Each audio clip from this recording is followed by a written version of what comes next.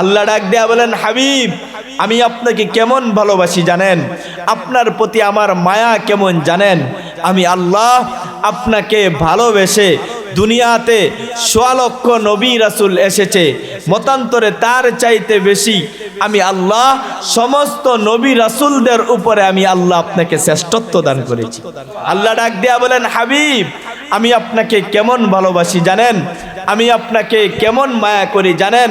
১০০ লক্ষ নবী রাসূল দুনিয়াতে এসেছে, প্রত্যেক নবীর প্রত্যেক গুণেই ভালো, তবে ওই ভালো গুণগুলোর মধ্যে সবচেয়ে ভালো যেই গুণ, ওই ১০০ লক্ষ নবীর ১০০ লক্ষ ভালো গুণ আমি আল্লাহ আপনাকে দান করেছি। আল্লাহ ডাক দেয়া বলেন, হাবিব আমি আপনাকে কেমন ভালোবাসি জানেন?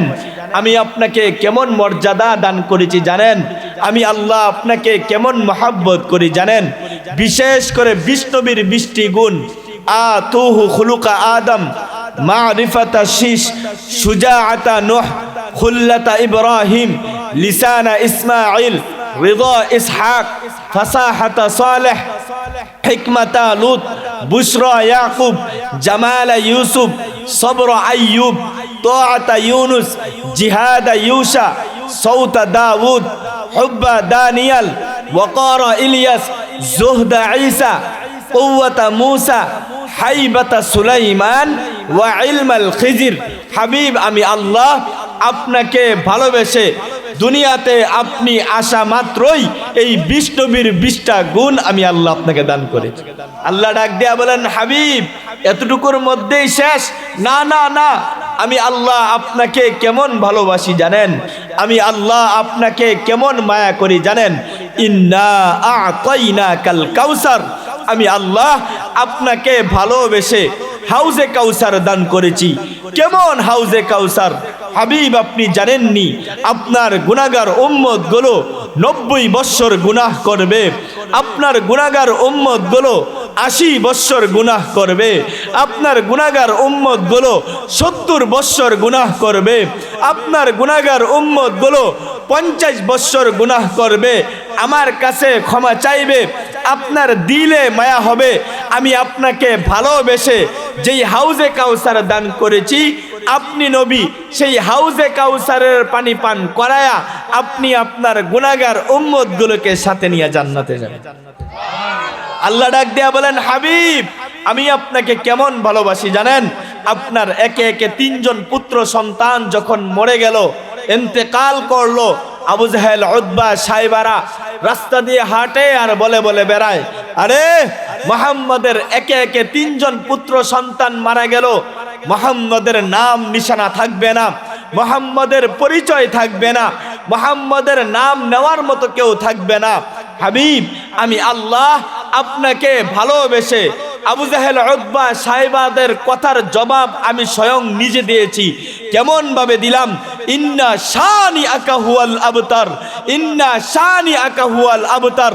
হাবিব আমি আল্লাহ জানায়া দিলাম, আপনি তাদেরকে বলে দেন আপনার শান, আপনার ইজ্জত আমি আল্লাহ কিয়ামত পর্যন্ত রাখবো। আমি আপনার শান, আপনার ইজ্জত চিরকাল রাখবো। আবু জাহেল, উতবা, সাইবারাই নির্বংশ হয়ে যাবে।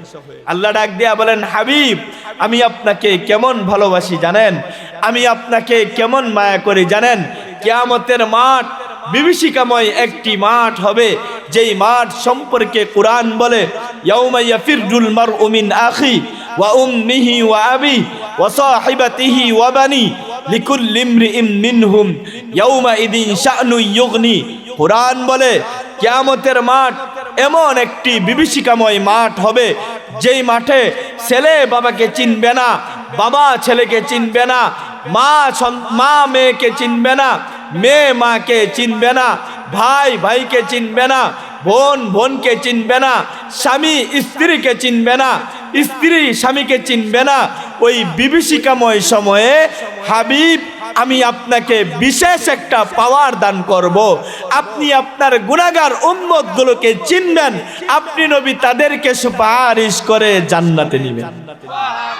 আল্লাহ ডাক দিয়া বলেন, হাবিব আমি আপনাকে কেমন ভালোবাসি জানেন? আমি আপনাকে কেমন মায়া করি জানেন? কিয়ামতের মাঠ বিভীষিকাময় একটি মাঠ, সূর্যটা নিচে চলে আসবে, জমিনটা তামার ন্যায় হয়ে যাবে, জমিনটা তামার ন্যায় হয়ে যাবে। মানুষগুলো পেরেশান হয়ে হাই হুতাশ করতে থাকবে, মানুষগুলো পেরেশান হয়ে বিচার কাজ আরম্ভ হয় না। এই পেরেশানে মানুষগুলো পেরেশান হয়ে থাকবে, হাই হুতাশ করতে করতে বলতে থাকবে, আরে বিচার কাজ আরম্ভ হয় না কেন? অপেক্ষা আর সহ্য হচ্ছে না, কিয়ামতের এই বিভীষিকাময় অবস্থা আর সহ্য হচ্ছে না। মানুষগুলো পেরেশান হয়ে হযরতে আদম নবীর কাছে গিয়ে বলবে, হে আবানা, ইয়া আবানা, হে আমাদের পিতা, আপনি তো পৃথিবীর প্রথম মানব, আপনি তো পৃথিবীর প্রথম মানুষ, আপনি আল্লাহর কাছে একটু সুপারিশ করুন যাতে করে বিচার কাজ আরম্ভ হয়। আমরা কিয়ামতের এই বিভীষিকাময় সময় বরদাস্ত করতে পারতেছি না, সহ্য করতে পারতেছি না, আপনি আল্লাহর কাছে একটু দরখাস্ত করুন। হযরতে আদম নবী বলবে, নফসি নফসি, আমার পক্ষে সম্ভব না, ইযহাবু ইলা নূহ, তোমরা নূহ পয়গম্বরের কাছে যাও।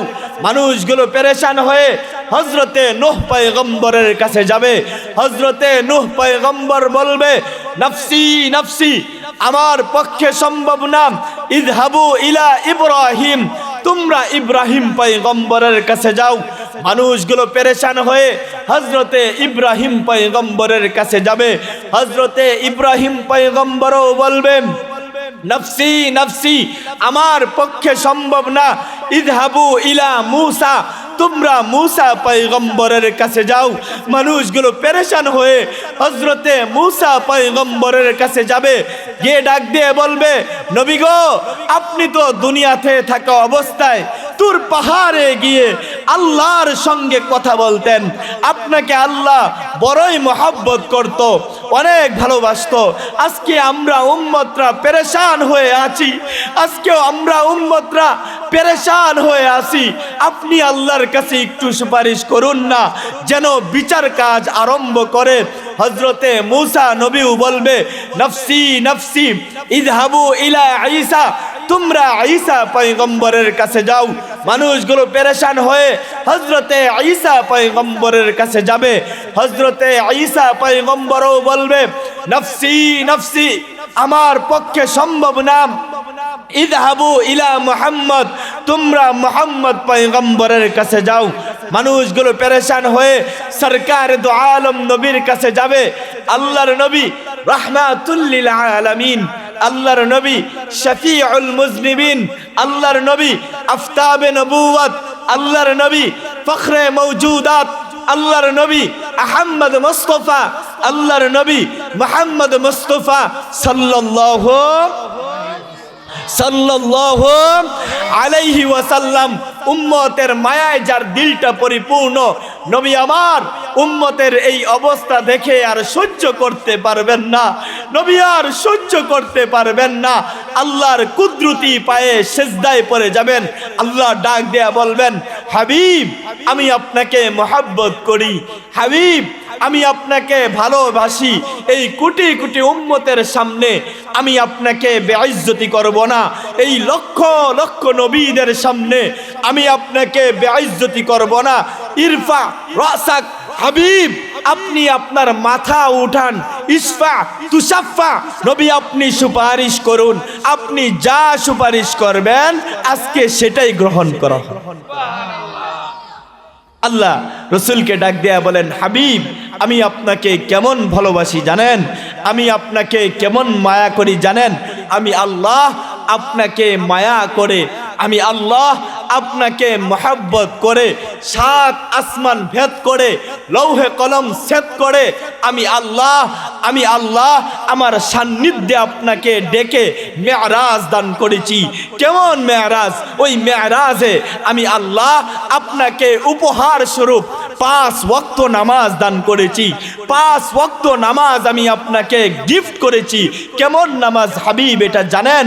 আমি ওই নামাজে আপনি দাঁড়াবেন, আপনার সাথে কথা বলবো, আপনার কোন সাহাবী দাঁড়াবে, তার সাথে আমি কথা বলবো।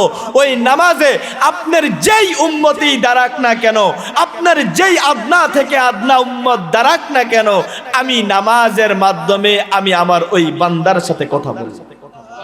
বান্দা যখন নামাজে দাঁড়ায়, বান্দা যখন নামাজে দাঁড়ায় পড়ে আলহামদুলিল্লাহি রাব্বিল আলামিন, আল্লাহ জবাব দেন হামিদানি আব্দি, আমার বান্দা আমার প্রশংসা করছে। ফেরেশতারা দেখো না, তোমরা তো নিষেধ করেছিলে বনি আদম বানাইতে, আদম সন্তান বানাইতে, তোমরা তো নিষেধ করেছিলে, চেয়ে দেখো না আমার বান্দা আমার প্রশংসা করছে। বান্দা যখন পড়ে আর রহমানির রহিম, আল্লাহ জবাব দেন আসনা আলাইয়া আব্দি, আমার বান্দা আমার গুণকীর্তন করতেছে। বান্দা যখন পড়ে মালিক ইয়াউমিদ্দিন, আল্লাহ জবাব দেন মাজ্জাদানি আব্দি, আমার বান্দা আমার মর্যাদা বর্ণনা করতেছে।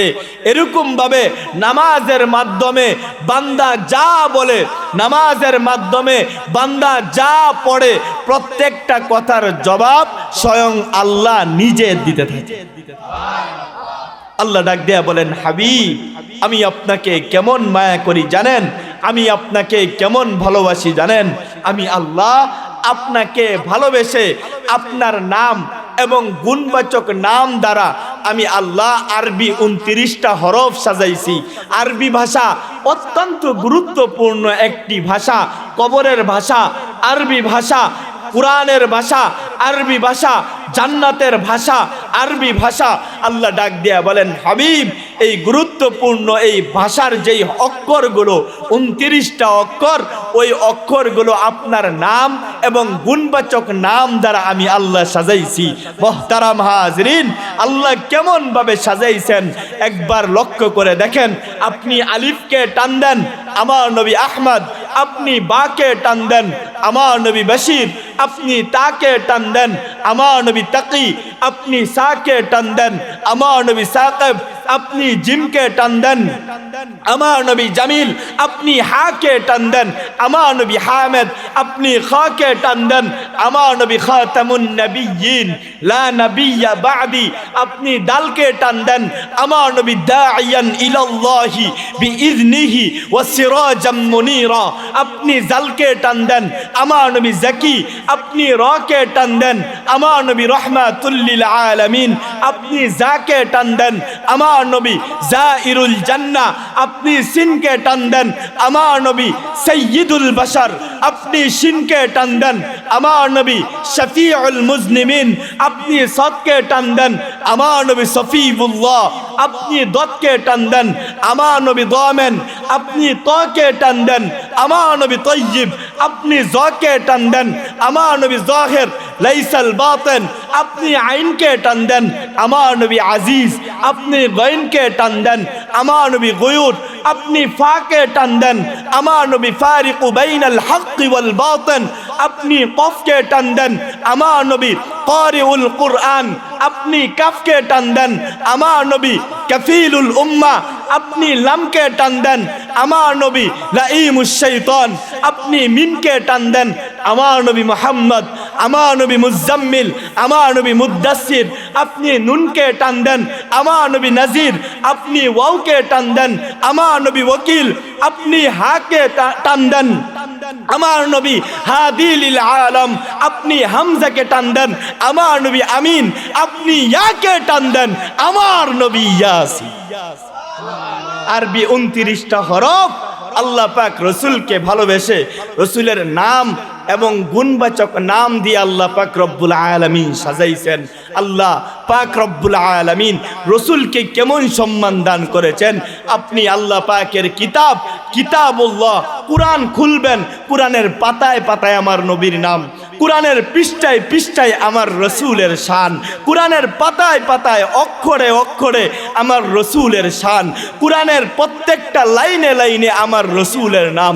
আমার নবীর নাম আহমদ কোরআনে আছে, আমার নবীর নাম মুহাম্মদ কোরআনে আছে, আমার নবীর নাম মুজাম্মিল কোরআনে আছে, আমার নবীর নাম মুদ্দাসির কোরআনে আছে, আমার নবীর নাম বশির কোরআনে আছে, আমার নবীর নাম নজির কোরআনে আছে, আমার নবীর নাম সিরাজাম মুনীরা কোরআনে আছে, আমার নবীর নাম ইয়াসিন কোরআনে আছে, আমার নবীর নাম তাহা কোরআনে আছে, আমার নবীর নাম রাসূল কোরআনে আছে, আমার নবীর নাম নবী কোরআনে আছে।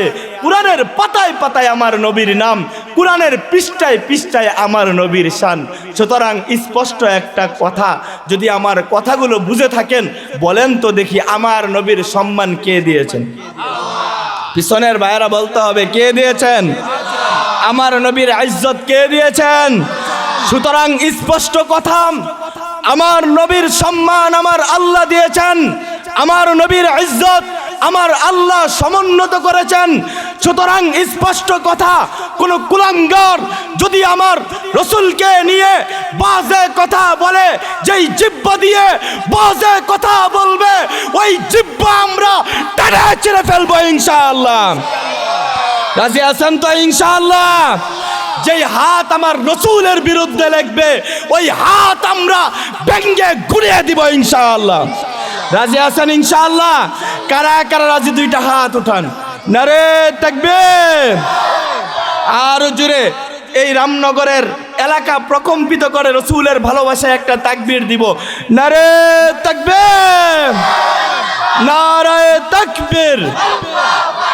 আল কোরআনের আলো, আল হাদিসের আলো, নারে তাকবীর! হাতগুলো উপরে উঠান। আয় আল্লাহ, তুমি সাক্ষী থাকো, আমাদের জীবনের একটাই চাওয়া, আয় আল্লাহ আমরা জীবনে বেশি কিছু চাই না।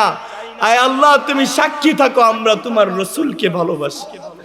আয় আল্লাহ তুমি সাক্ষী থাকো, এই রামনগরের মানুষগুলো তোমার রসুলকে ভালোবাসে। আয় আল্লাহ আমাদের জীবনের চাওয়া একটাই, আমাদের জীবনের চাওয়া একটাই, সেটা হলো আমরা তোমার রসুলের হাতে হাউজে কাউসারের পানি পান করে তোমার রসুলের সাথে আমরা জান্নাতে থাকতে চাই। পড়ুন আল্লাহুম্মা আমিন। হাত নামান। তো এমন নবীকে ভালোবাসার দরকার আছে না নাই? এই রসুলের জন্য জীবন দেওয়ার প্রয়োজন হলে জীবন দিতে প্রস্তুত আছেন তো ইনশাআল্লাহ? তো এবার আসুন, রসুলকে কিভাবে ভালোবাসবেন, রসুলকে কিভাবে মহব্বত করবেন।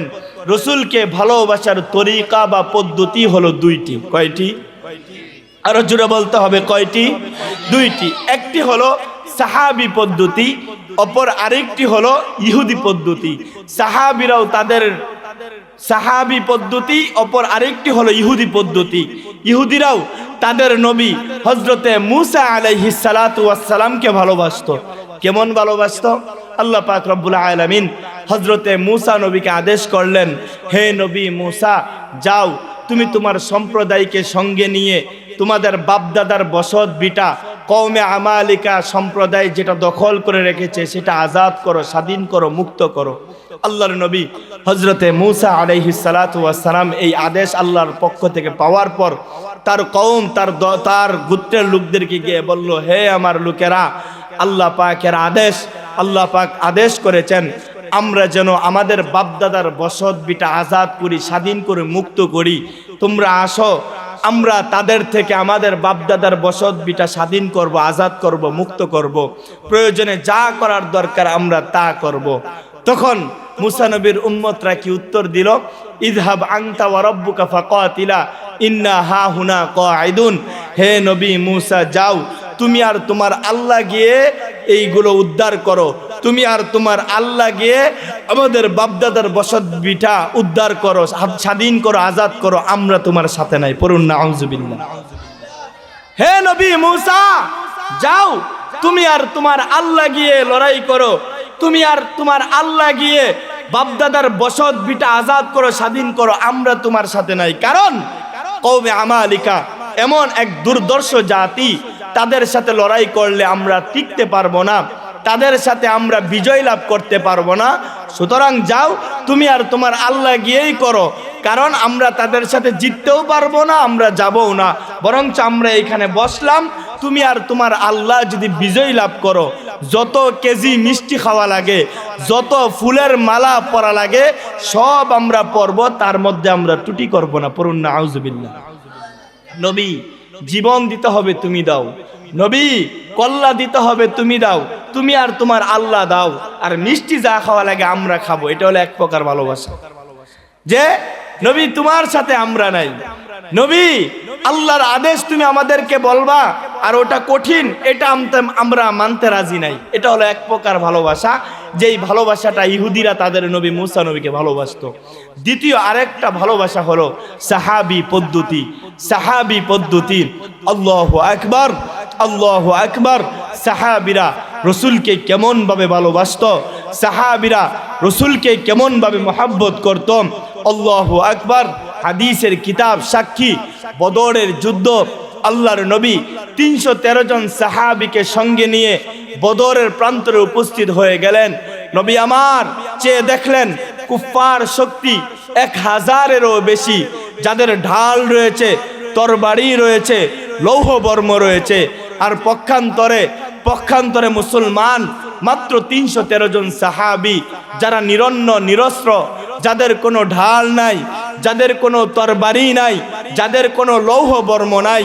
আল্লাহর নবী সরকারে দো আলম নবী এই অবস্থা দেখে চিন্তার মধ্যে পড়ে গেলেন। নবী আমার টেনশনের মধ্যে পড়ে গেলেন।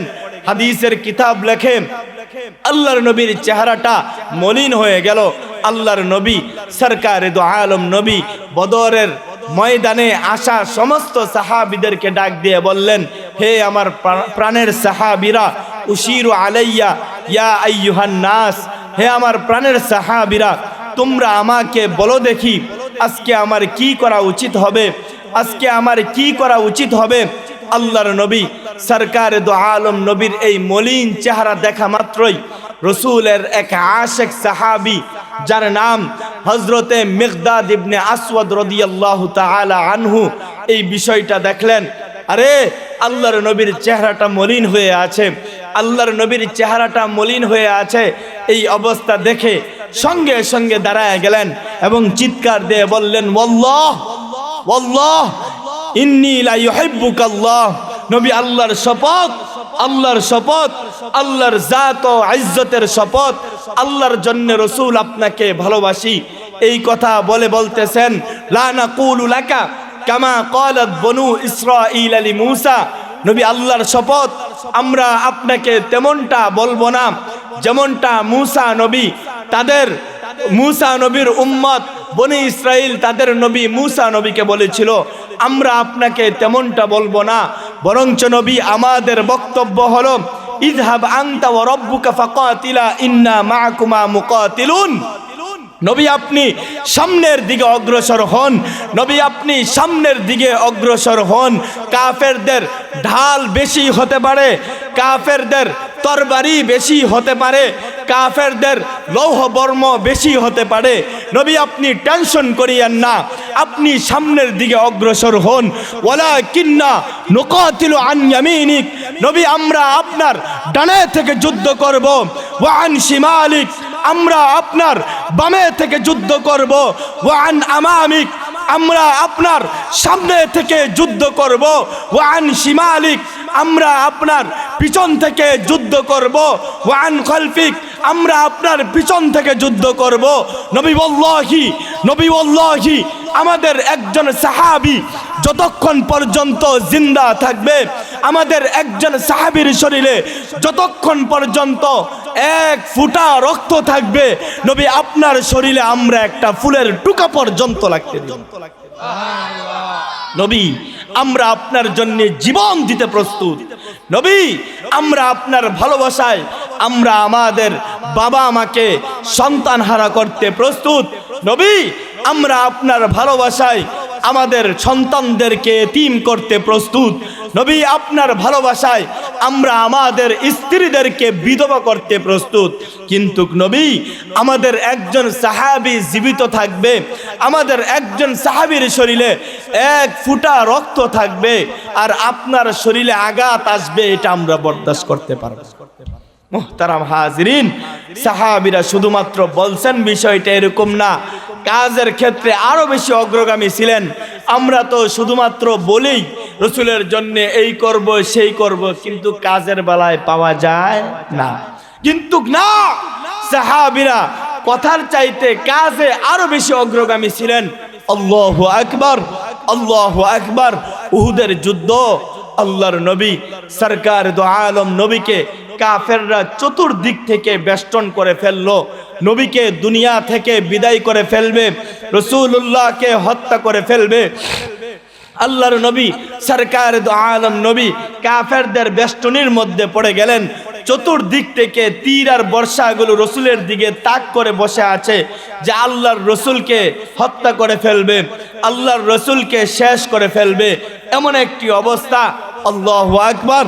এই অবস্থা যখন আল্লাহর নবীর এক আশিক সাহাবী যার নাম হযরতে আবু দুজানা রাদিয়াল্লাহু তাআলা আনহু বিষয়টা দূর থেকে দেখলেন, আরে প্রাণে নবীকে তো তারা জানে মেরে ফেলবে, আরে সরকার দো আলম নবীকে তো তারা হত্যা করে ফেলবে, আরে অল্প সময় পরেই তো রসুলকে দুনিয়া থেকে বিদায় করে দিবে। যখন রসুলের এক ছোট্ট আশিক সাহাবী যার নাম হযরতে আবু দুজানা রাদিয়াল্লাহু তাআলা আনহু বিষয়টা দূর থেকে পরিলক্ষিত করতে পারলেন, সঙ্গে সঙ্গে আসমানের দিকে তাকায় চিৎকার দিয়ে বললেন, ওয়াল্লাহ ওয়াল্লাহ ইন্নী লা ইউহিব্বুকাল্লাহ, আল্লাহ তুমি সাক্ষী থাকো, আয় আল্লাহ তুমি সাক্ষী থাকো, আমি আমার জীবনের চাইতে বেশি তোমার রসুলকে ভালোবাসি, আমি আমার জীবন, আমি আমার জানের চাইতে বেশি তোমার রসুলকে ভালোবাসি। এই কথা বলা মাত্রই হযরতে আবু দুজানা রাদিয়াল্লাহু তাআলা আনহু চেয়ে দেখলেন কাফেররা এই তো রসুলের উপর তীর মারবে। হযরতে আবু দুজানা একটা দৌড় দিয়ে ওই কাফেরদের বেষ্টনীর মধ্যে ঢুকে গেলেন, কাফেরদেরকে ভেদ করে রসুলকে গিয়ে জড়ায়া ধরলেন, রসুলকে জড়ায়া ধরলেন। আল্লাহু আকবার।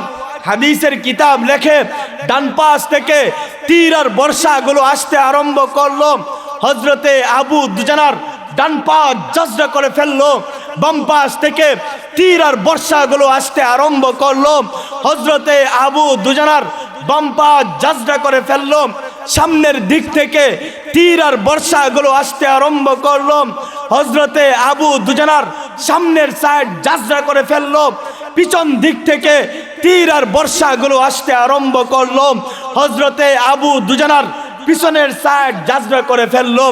একটা মুরগি যেরকম ভাবে নিজের বাচ্চাগুলোকে দুইটা পাখার মধ্যে বেষ্টন দিয়ে নিজে সমস্ত আঘাতগুলো বরদাস্ত করে নেয়, হযরতে আবু দুজানা রাদিয়াল্লাহু তাআলা আনহু এরকম ভাবেই প্রাণের নবীকে বেষ্টনী দিয়ে নিজে সমস্ত আঘাতগুলোকে বরদাস্ত করে নিলেন, নিজে সমস্ত আঘাতগুলোকে বরদাস্ত করে নিলেন।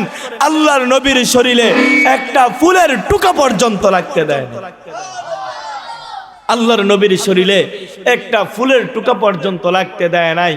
আজকে আমি আপনি রসুলকে ভালোবাসি দাবি করি, আজকে আমি আপনি নিজেকে মুসলমান দাবি করি, আজকে আমি আপনি নিজেকে মুমিন দাবি করি, অথচ আফসোস লাগে যেই নবী জীবনের শেষ সময়ে বারবার যেই কথাটা বলে গেছেন নামাজ নামাজ নামাজ, সেই নামাজ আজকে আমি আপনি পড়ি না। আজকে রসুলের আশিক দাবি করি, নামাজ পড়ি না। আজকে রসুলের আশিক দাবি করি, নিজের দাড়িগুলো লম্বা করতে পারি না। আফসোস লাগে, এখন তো ঈমান আনলে কোনো সমস্যা হয় না, স্বাধীনভাবে মুসলমান বলে পরিচয় দেওয়া যায়। কিন্তু আল্লাহু আকবার, সাহাবীরা ঈমান আনার কারণে জীবন দিয়েছেন, সাহাবীরা ইসলাম ধর্ম গ্রহণ করার কারণে তাদেরকে নানা কষ্ট সহ্য করতে হয়েছে। আল্লাহু আকবার। পর্দার আড়াল থেকে আমার মা ও বোনেরা শুনতেছেন, মহিলারাও পর্দার আড়াল থেকে কথাগুলো শুনতেছে। শুধুমাত্র হযরতে মিকদাদ ইবনে আসওয়াদ এবং হযরতে আবু দুজানা এই দুইজনেই রসুলকে ভালোবাসতো? না না না, মহিলারাও রসুলকে মহব্বত করত, মহিলারাও রসুলকে ভালোবাসতো। কেমন ভালোবাসতো? পর্দার আড়াল থেকে আমার মা ও বোনেরা শুনতেছেন, একবার একটু মনোযোগের সাথে কথাগুলো শুনে দেখেন, মহিলারা রসুলকে কেমন মহব্বত করত, মহিলারা রসুলকে কেমন ভালোবাসতো। আল্লাহর নবীর এক মহিলা সাহাবী যার নাম হযরতে সুমাইয়া রাদিয়াল্লাহু তাআলা আনহা ইসলাম ধর্ম গ্রহণ করেছে। এই সংবাদ আবু জাহেলের কাছে পৌঁছে গেল, মুহাম্মদ এবং তার রবের উপর সুমাইয়া ঈমান এনেছে, মুহাম্মদ এবং তার আল্লাহর উপর সুমাইয়া ঈমান এনেছে। এই সংবাদ যখন আবু জাহেল শুনল, আবু জাহেল রাগে রাগান্বিত হয়ে গেল। শুনল শুধু আম্মার এই ঈমান এনেছে, বিষয়টা এরকম না। আম্মারের সাথে সাথে তার সন্তান সুমাইয়া শুধু ঈমান এনেছে, বিষয়টা এরকম না। সুমাইয়ার সাথে সাথে তার সন্তান আম্মারও ঈমান এনেছে। এই সংবাদ যখন আবু জাহেল শুনল, আবু জাহেল লোকদেরকে বলল, যাও আমার লোকেরা, যেখানেই সুমাইয়াকে পাবে, যেখানেই আম্মারকে পাবে, আমার কাছে ধরে নিয়ে আসবে। হযরতে সুমাইয়া এবং হযরতে আম্মারকে ধরে আবু জাহেলের সামনে নিয়ে আসা হইল। আবু জাহেল সুমাইয়াকে ডাক দিয়ে বলে, হে সুমাইয়া, শুনলাম বাপদাদার ধর্ম ছেড়ে মুহাম্মদ এবং তার রবের উপর নাকি ঈমান এনেছ। ওই মহিলার মধ্যে ঈমান ছিল, ঈমানের দীপ্ততা ছিল, মহিলার দিলটা রসুলের ভালোবাসায় পরিপূর্ণ ছিল। মহিলা ডাক দিয়ে বলে, বালা, হ্যাঁ অবশ্যই আমি মুহাম্মদের ইলাহ, আমি আমার আল্লাহর উপর ঈমান এনেছি। আবু জাহেল রাগে রাগান্বিত হয়ে গেল। আবু জাহেল রাগে রাগান্বিত হয়ে গেল। আরে মহিলা, বলসটা কি? আমি মক্কার সরদার, আমি কুরাইশদের সরদার, আমার সামনে দাঁড়ায় এই কথা, আমার সামনে দাঁড়ায় এই কথা। মহিলার মধ্যে ঈমান ছিল। আর মুমিনের পরিচয় এটাই, মুমিনের সামনে যখন মালিকের নাম উচ্চারণ করা হয়, মুমিনের ঈমান অটোমেটিক বেড়ে যায়। আল্লাযীনা ইযা যিকিরাল্লাহ ওয়াজিলাত কুলুবুহুম ওয়া ইযা তুলিয়াত আলাইহিম আয়াতুহু যাদাতহুম ঈমানা। মুমিনের সামনে যখন মালিকের নাম উচ্চারণ করা হয়, মুমিনের ঈমান বেড়ে যায়। মুমিনের সামনে যখন কালামুল্লাহর তেলাওয়াত করা হয়, মুমিনের ঈমান বেড়ে যায়। মহিলা যখন এই কথা শুনলো, ডাক দিয়ে বলে, বালা, আমি আমার মালিকের উপর ঈমান এনেছি। আবু জাহেল ডাক দিয়ে কয়, মহিলা, অবস্থা কিন্তু ভয়াবহ হবে। মহিলার সেম জবাব, ফাকজি মা আনতা কজ, তোর মন যা চাই তুই তাই কর, কোনো সমস্যা নাই, কারণ আমি আমার এমন মালিকের উপর ঈমান এনেছি, আমি আমার এমন আল্লাহর উপর ঈমান এনেছি, আমি জীবন দিতে প্রস্তুত, কল্লা দিতে প্রস্তুত, ওই আল্লাহর উপর থেকে ঈমান ছাড়তে প্রস্তুত না, আমি আমার রসুলের উপর থেকে ঈমান ছাড়তে প্রস্তুত না। এবার আবু জাহেল লোকদেরকে ডাক দিয়ে বলল, হে আমার লোকেরা, কে কোথায় আসো, যাও দুইটা খুঁটি আনো। দুইটা খুঁটি আনা হইল। একটার মধ্যে হযরতে সুমাইয়াকে বাঁধা হইল, অপর আরেকটার মধ্যে হযরতে আম্মারকে বাঁধা হইল। এবার আবারও ডাক দিয়ে মহিলাকে সম্বোধন করে আবু জাহেল ডাক দিয়ে বলে, হেই মহিলা, ঈমান ছাড়বি নাকি ভয়াবহ অবস্থা দেখবি? মহিলা ডাক দিয়ে কয়, কাল্লা, করসিন কালেও না, করসিন কালেও ঈমান ছাড়বো না। এবার ওই মহিলাকে উলঙ্গ করে ফেললো, হযরতে সুমাইয়াকে উলঙ্গ করে ফেললো। মোহতারাম হাজরিন, একবার একটু চিন্তা করে দেখেন, সন্তানের সামনে যদি মাকে উলঙ্গ করা হয়, ওই মার অবস্থায় বা কি হয়, সন্তানের অবস্থা কি হয়, একবার চিন্তা করে দেখেন। হযরতে সুমাইয়া আসমানের দিকে তাকায়া হাউমাউ করে কান্না করে আর বলে, আল্লাহ, আয় আল্লাহ, জমিনের মাটিটাকে তুমি একটু ফাঁকা করে দাও না, আমি জমিনের নিচে চলে যাই। সন্তান আম্মার আল্লাহর দিকে তাকায় চিৎকার দিয়ে বলে, আল্লাহ, জমিনের মাটিটাকে একটু প্রশস্ত করে দাও না, একটু ফাঁকা করে দাও না, জমিনের নিচে চলে যায়, আর সহ্য হচ্ছে না আল্লাহ। হযরতে সুমাইয়া হাউমাউ করে কান্না করে, হযরতে আম্মার হাউমাউ করে কান্না করে আর বলে, আল্লাহ, তোমার উপর ঈমান এনেছি, তোমার রসুলকে ভালোবেসে তোমার উপর ঈমান এনেছি, তোমার রসুলের উপর ঈমান এনেছি।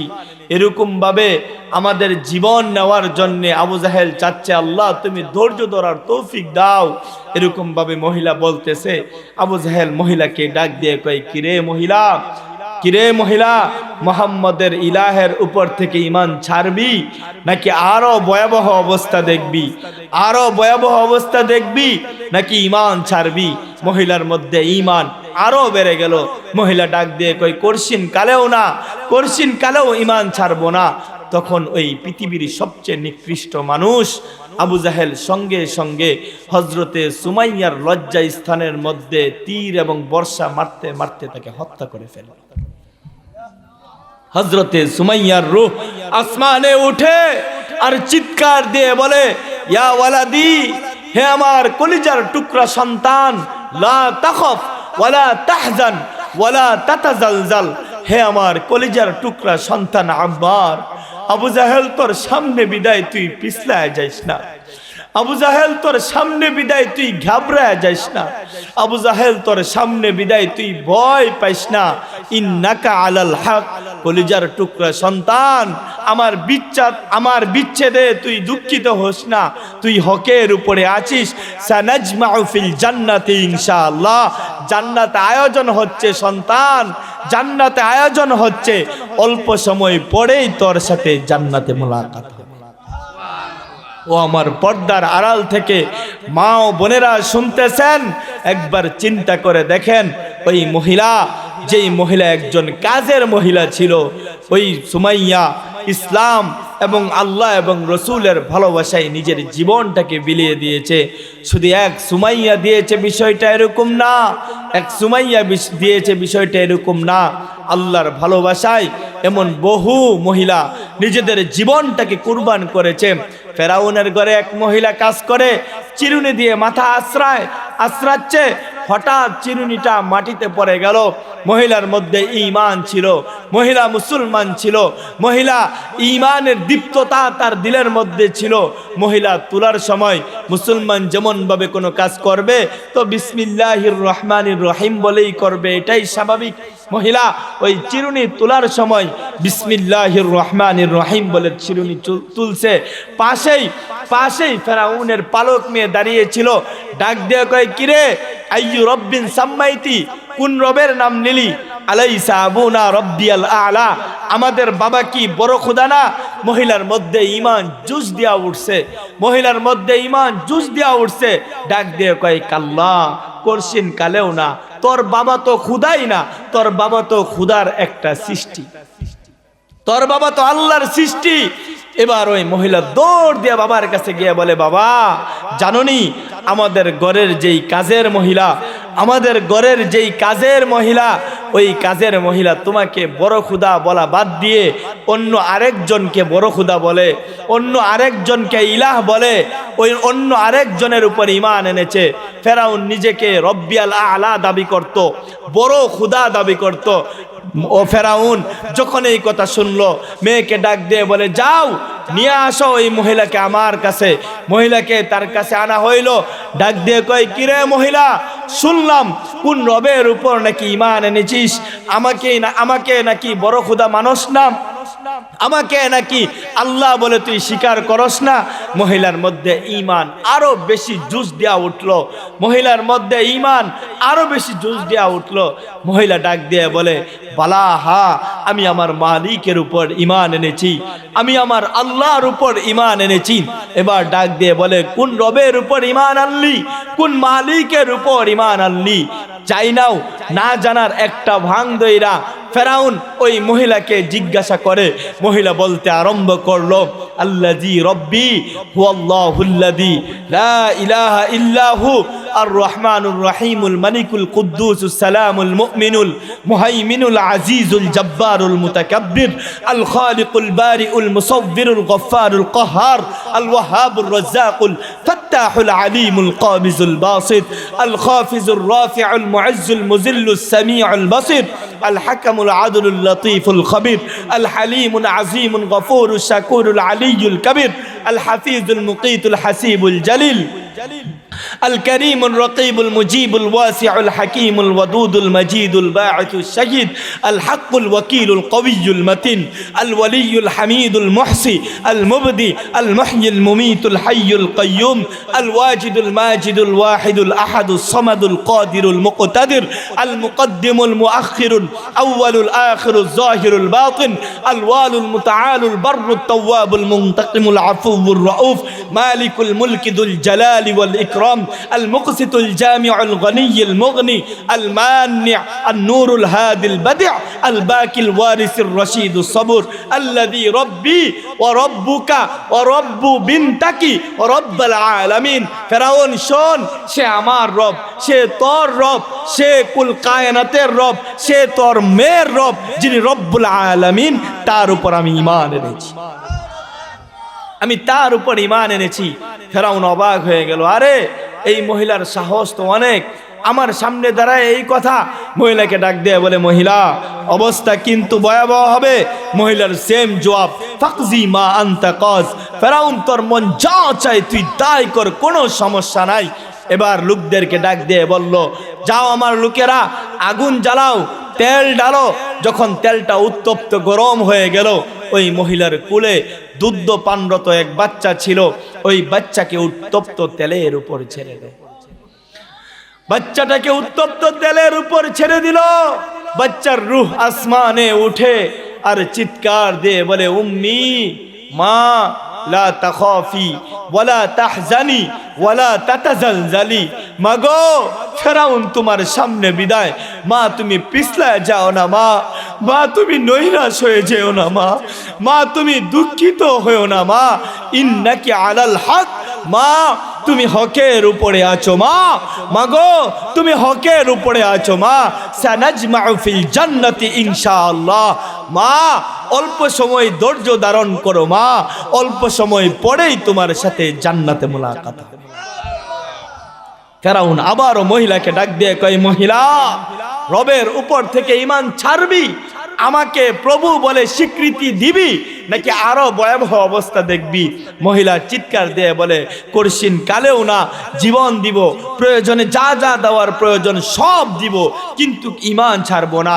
ওই মহিলার আরেকটা ছোট্ট নাবালেগ মাসুম বাচ্চা ছিল, ওই বাচ্চাটাকেও উত্তপ্ত তেলের উপর ছেড়ে দেয়। ওই বাচ্চাটাকেও উত্তপ্ত তেলের উপর ছেড়ে দেয়। বাচ্চার রূহটাও আসমানে উঠে আর চিৎকার দিয়ে বলে, উম্মি মা লা তাখাফি ওয়ালা তাহজানি ওয়ালা তাতাজালজালি। মাগো ফেরাউন তোমার সামনে বিদায়, মা তুমি পিছলায় যাও না, মা তুমি দুঃখিত হয়েও না, মা তুমি নৈরাশ হয়ে যেও না, মা ইন্নাকি আলাল হক, মা তুমি হকের উপরে আছো, মা সানাজমাউ ফিল জান্নাতি ইনশাআল্লাহ। মাগো ফেরেশতারা আমাদেরকে অভ্যর্থনা জানানোর জন্য অপেক্ষমান, মা অল্প সময় অপেক্ষা করো, অল্প সময় পরেই তোমার সাথে জান্নাতে মুলাকাত হবে। মহিলা আসমানের দিকে তাকায়া হাউমাউ করে কান্না করে আর বলে, মালিক আমি একজন কাজের মহিলা, তুমি আমার থেকে ঈমানের পরীক্ষা নিলা। আয় আল্লাহ আমি একজন কাজের মহিলা, তুমি আমার থেকে ঈমানের পরীক্ষা নিলা। আমি কিভাবে বুঝাইবো তোমাকে কেমন মহব্বত করি, কেমন ভালোবাসি? কিভাবে আমি বুঝাইবো? তুমি আমাকে জীবন একটা দিয়েছো, আমি আমার এই এক জীবন দিয়ে কিভাবে বুঝাইবো আল্লাহ তোমাকে ভালোবাসি? আয় আল্লাহ তোমাকে মহব্বত করি, আমি কিভাবে বুঝাইবো? আয় আল্লাহ তুমি আমারে 1000 জীবন দিতা, 1000 জীবন দিতা, এক একটা আমি তোমার রাহে, তোমার ভালোবাসায় আমি উৎসর্গ করে দিয়ে আমি এই মহিলা বুঝাইতাম তোমাকে আমি ভালোবাসি, তোমাকে আমি কেমন মহব্বত করি। এবার আবু জাহেল এবার ফেরাউন আবারও ডাক দিয়ে কয়, কিরে মহিলা ঈমান ছাড়বি নাকি তোর 2 সন্তানের যে হালত হয়েছে সেই হালতও তোকে করব? মহিলার সেম জবাব, 2 সন্তান হারায়া ঈমান ছাড়বো?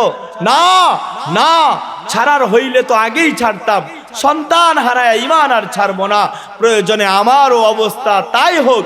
এবার ওই মহিলাকেও উত্তপ্ত তেলের উপর ছেড়ে দিল, মহিলার রূহটাও চলে গেল। মুহতারাম হাজিরিন ও আমার পর্দার আড়াল থেকে মা ও বোনেরা, একটু চিন্তা করে দেখেন, ওই মহিলা সন্তান হারাইছে, একটা না 2টা সন্তান হারাইলো, নিজেও শাহাদাত বরণ করলো, কিন্তু আল্লাহর উপর থেকে ঈমান ছাড়ে নাই। আজকে আমাদের কি অবস্থা? আজকে আমাদের কি অবস্থা? সামান্য একটা 500 টাকার নোট পাইলে আমরা ঈমান বিক্রি করে দিই। সামান্য 1000 টাকার একটা নোট পাইলে আমরা ঈমান ছেড়ে দেই। আর অনেক মুসলমান এমনও নামদারি মুসলমান, বছর চলে যায় একটা দিন নামাজ পড়ে না, মাস চলে যায় একটা দিন নামাজ পড়ে না, সপ্তাহ চলে যায় একটা দিন নামাজ পড়ে না, আল্লাহকে এমন ভুলা বলছে যে আল্লাহকে কেমন যেন সে চিনেই না, মনেই করে না যে তার মৃত্যু হবে, আখিরাতে আল্লাহর সামনে দাঁড়াইতে হবে, সে এটা মনেই করে না, মনে করে সে আল্লাহর ধরা ছোঁয়ার বাহিরে। অথচ আল্লাহ বড় মায়া নিয়ে বান্দাকে ডাকে, ফজরে আল্লাহ বান্দাকে ডাকে, বলে বান্দা ওঠ না, আমি আল্লাহর কুদরতি পায়ে একটু সেজদা দিয়ে আবার ঘুমায় যাইস। 10টা বাজে ঘুমাইলি, 10টা 11টা 12টা 1টা 2টা 3টা 4টা 5টা 6টা, এই 6টা বাজে আমি আল্লাহ তোকে ডাকতেছি, তুই 7 ঘন্টা দীর্ঘ 8 ঘন্টা ঘুমাইলি, একবার তোর কি একটু সময় হয় না আমি মালিকের কুদরতি পায়ে একটু সেজদা করবি? আমি আপনি ঘুমায়া ফজর কাজা করি, আমি আপনি ঘুমায়া ফজরটাকে শেষ করে দেই, ফজরের সময়টাকে শেষ করে দেই। জোহরে আল্লাহ আবারও ডাকে, বান্দা আয় না, আয়, তুই কি অনেক গুনাহ করেছিস, আয়, আমি আল্লাহর কাছে চাইতে দেরি, আমি আল্লাহ তোর গুনাহ ক্ষমা করতে দেরি করব না। আমি আপনি বলি ব্যস্ত ব্যস্ত। আসরে আল্লাহ আবারও ডাকে, মাগরিবে আল্লাহ আবারও ডাকে, এশাতে আল্লাহ আবারও ডাকে। আবার রাত্র যখন গভীর হয়ে যায়, সমস্ত মানুষগুলো যখন ঘুমের দেশে বিভোর হয়ে থাকে, আল্লাহ প্রথম আসমানে এসে আল্লাহ আবারও ডাকি, বান্দা আয়, আয় না, তোর কি সমস্যা বল না, আমি আল্লাহ তো দেওয়ার জন্যই প্রস্তুত। তুই কি অভাবে আছস, আমি আল্লাহর কাছে বল, বলতে দেরি, আমি আল্লাহ অভাব দূর করতে দেরি করব না। তুই কি পেরেশানির মধ্যে, আমি আল্লাহর কাছে বল না, বলতে দেরি, আমি আল্লাহ পেরেশানি তোর দূর করতে দেরি হবে না। তোর কি টাকার প্রয়োজন, আমি আল্লাহর কাছে বল। তোর কি সম্মানের প্রয়োজন, ক্ষমতার প্রয়োজন, আমি আল্লাহর কাছে বল। আমি আল্লাহর কাছে তুই তাহাজ্জুদের নামাজ পড়ে যা চাইবি, চাইতে দেরি, আমি আল্লাহ তাই দিতে দেরি করব। আল্লাহ প্রথম আসমানে আইসা ডাকে, বান্দা 90 বছর গুনাহ করেছিস, আমি আল্লাহর কাছে ক্ষমা চা। 80 বছর গুনাহ করেছিস, আমি আল্লাহর কাছে ক্ষমা চা। 70 বছর গুনাহ হয়ে গেছে, আমি আল্লাহর কাছে ক্ষমা চা। 60 বছর গুনাহ হয়ে গেছে, আমি আল্লাহর কাছে ক্ষমা চা। 50 বছর গুনাহ করেছিস, আমি আল্লাহর কাছে ক্ষমা চা। তুই ক্ষমা চাইবি, 2টা চোখের পানি ছেড়ে তুই তোর গুনাহের জন্য লজ্জিত হয়ে ক্ষমা চাইবি। তোর 2টা চোখের পানি নাকের ডগায় আসার আগে আমি আল্লাহ তোর জীবনের সমস্ত গুনাহগুলো ক্ষমা করে দেব। শুধু তাই না, তাই না, ক্ষমা করব, শুধু তাই না, কেমন আল্লাহ আমি জানোস, আমি আল্লাহ কেমন রহমান, আমি আল্লাহ কেমন মায়াবী জানোস। আমি আল্লাহ, তুই যে ওই 70 বছর গুনাহ করলি, তুই যে 80 বছর গুনাহ করলি, 90 বছর গুনাহ করলি, আমি আল্লাহ ওই গুনাহগুলো নেকি দ্বারা পূর্ণ করে দিই। ইল্লা মান তাবা ওয়া আমানা ওয়া আমিলা আমালান সালিহ ফাউলাইকা ইউবাদদিলুল্লাহু সাইয়্যাতিহিম হাসানাত ওয়া কানা আল্লাহু গফুরুর রহিমা। মুহতারাম হাজিরিন, এই আল্লাহ এবং রাসূলের ভালোবাসায় নিজেদেরকে প্রস্তুত করতে রাজি আছি তো ইনশাআল্লাহ? কারা কারা রাজি? 2টা হাত আল্লাহকে দেখান। নারে তাকবীর। এই এলাকার মানুষের কি জোর কি কম নি? ইমানের জোর কি কম নি?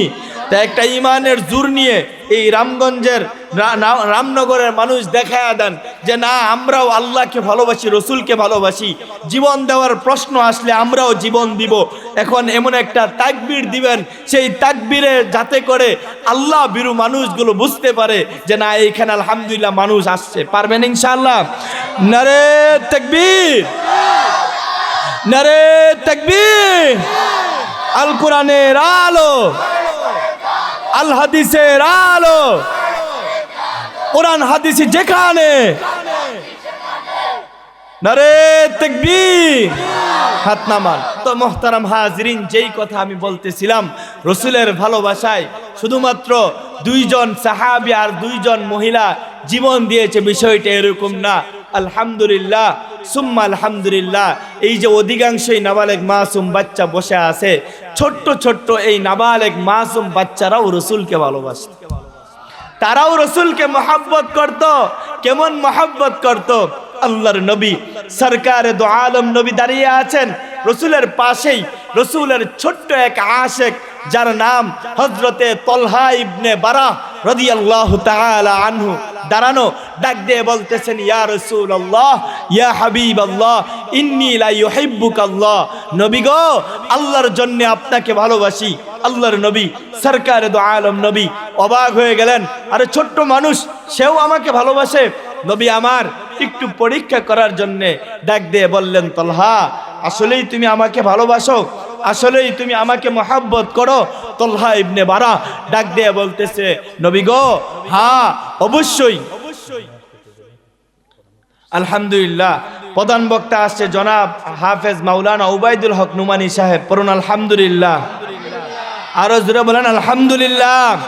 তো যেই কথা বলতেছিলাম, আল্লাহর নবী সরকার দু আলম নবীর ওই ছোট্ট আশেক যখনই বলল, ইয়া রাসূলুল্লাহ, ইয়া হাবিবাল্লাহ, আমি আপনাকে ভালোবাসি, আমি আপনাকে মহব্বত করি, আল্লাহর নবী সরকার দু আলম নবী পরীক্ষা করার জন্যে ওই ছোট্ট সাহাবীকে ডাক দিয়ে বললেন, সাহাবী তলহা, তুমি তো ছোট মানুষ, তুমি আমাকে ভালোবাসো?